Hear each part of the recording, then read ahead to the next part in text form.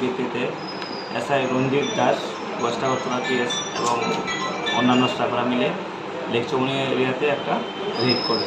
Red করার সময় সমীর আচার্য নামে একটা ছেলেকে ডিটেইন করার সময় তার সার্চ করলো। তখন তার কাছ থেকে একটা একটা ব্রাউন সুগারের একটা প্যাকেট পাওয়া গেল, যার ওজন 12 গ্রামের মতো। আর কিছু ভাইরালও পাওয়া গেল। তার কাছ থেকে একটা অ্যান্ড্রয়েড মোবাইলও পাওয়া গেল।